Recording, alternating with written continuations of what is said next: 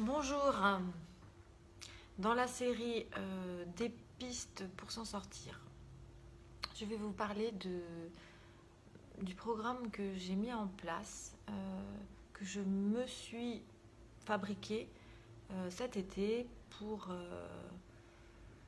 tenter de réguler un peu les symptômes.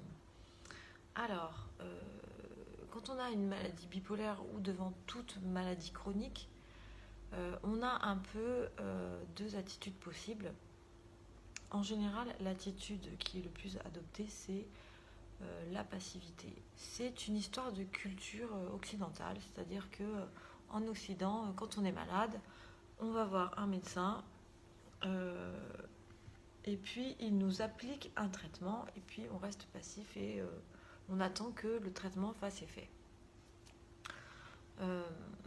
Il y a une autre façon d'envisager les choses, c'est d'avoir une attitude plus active et c'est un peu ce qui est recommandé pour les maladies chroniques, c'est-à-dire de prendre en charge ses symptômes et sa guérison en trouvant ce qui marche.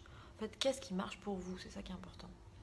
Alors moi, ce que je vous conseille, c'est si vous avez un moment dans votre vie, les vacances, c'est bien parce que les vacances, c'est un moment où on coupe avec nos habitudes. Et nos habitudes sont souvent... les habitudes, elles sont très ancrées, très accrochées. Il n'y a rien de plus dur que de quitter une habitude. Et elles ne sont pas toujours très hygiéniques, on peut dire, au niveau de la santé. C'est un moment où on coupe avec nos habitudes et où, en général, on est un peu plus en contact avec la nature. Donc si vous avez un moment pendant les vacances ou un moment à vous, essayez de regarder ce qui peut faire du bien. On sait qu'il y a des choses qui font du bien en général pour réguler l'humeur. Le but, c'est de réguler un peu plus l'humeur. Il y a une partie qui est régulée par les médicaments, mais ça ne suffit pas. Et ça ne suffit pas pour être vraiment bien. Si vous savez quelle chose vous pouvez mettre en place, vous, pour réguler votre humeur, vous reprendrez la maîtrise et vous vous sentirez beaucoup mieux. Alors, moi, ce que j'ai fait, c'est du yoga. J'ai tenté la méditation, mais j'ai remarqué que ça ne me convenait pas. Et que quand je faisais de la méditation, en fait, c'était très difficile pour moi. J'avais beaucoup de pensées, c'était très difficile, j'avais un afflux de pensées et que c'était encore plus difficile de les combattre. Je me sentais pas bien, j'avais envie de dormir, bon bref, j'étais pas bien du tout. Donc j'ai laissé tomber et j'ai remplacé par le yoga qui est un peu la même chose, sauf que les pensées sont régulées par le fait de faire un exercice doux. Et puis ça fait du bien. Donc le matin, au réveil, comme je suis assez vaseuse quand même le matin, pas bien réveillée du tout, pas bien. La douche chaude, c'est le premier truc, ça me réveille. Et ensuite, après le petit déjeuner, qui doit être très léger, je sais pas pourquoi, je me sens mieux. Le yoga, c'est mieux le ventre vide aussi. Une demi-heure de yoga tous les matins. Ça fait un bien fou. Après, on a l'impression d'être prêt à l'action, comme on dit. Alors, il y a d'autres choses. Ce qui est bien, c'est d'avoir des journées structurées et de programmer des activités qui font du bien aussi à l'humeur. Moi, j'ai mis la peinture et la lecture, qui sont deux activités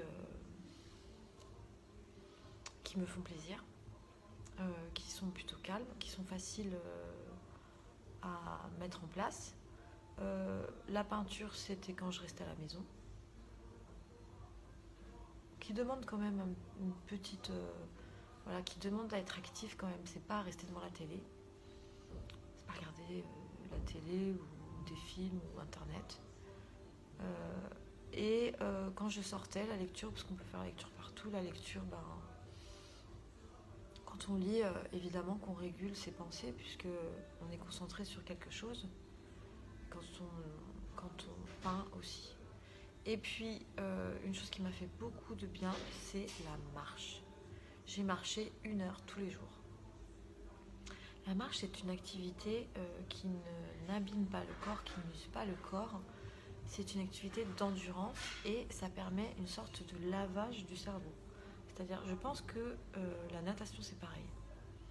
La natation, c'est aussi, on a l'impression de nettoyer sa tête.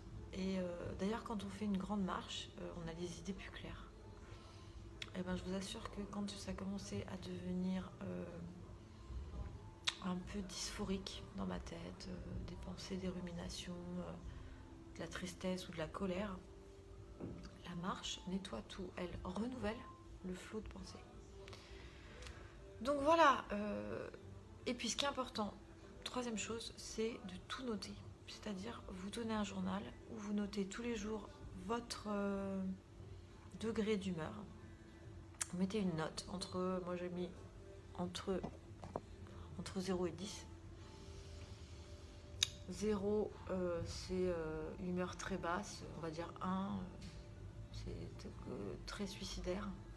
Et 10, c'est presque euphorique. Parce que je note pas l'euphorie, j'en ai pas. Donc, notez chaque jour votre humeur et les événements principaux pour que vous sachiez s'il y a des baisses. Parce que votre humeur elle va être quand même assez régulée. 6, 5, 6, 7, 8 peut-être. 9, pourquoi pas. Et s'il y a des baisses à 2 certains jours, parce que c'est comme ça les bipolaires, il y a des baisses, c'est un peu haché pour aucune raison, bah vous pouvez peut-être lier à des choses. Et tenez un journal parce que c'est important aussi pour regarder votre évolution, pour voir ce qui marche. Et puis ça fait du bien, ça augmente aussi la maîtrise, voilà. Puis ça vous permet de pouvoir parler de quelque chose à votre psychiatre, puisque le psychiatre en général on lui parle des 3 jours qui précèdent le jour de la consultation, mais on a du mal à avoir une vision sur tout le mois. Donc voilà, maintenant vous me direz, tout le monde n'a pas 1 mois, 2 mois de vacances pour s'occuper de soi. Ben, je sais pas en fait, parce que si vous travaillez et que vous êtes bipolaire, ça veut dire que vous allez quand même suffisamment bien pour travailler. Donc je pense que vous n'avez peut-être pas besoin de mes conseils, enfin de ceux-là en tout cas, que vous pouvez peut-être vous les mettre en place différemment. Et pour tous les autres, souvent quand on est en arrêt ou quand on est en invalidité, oui, on a le temps de faire ça. Voilà. Donc ce sont des conseils. À bientôt.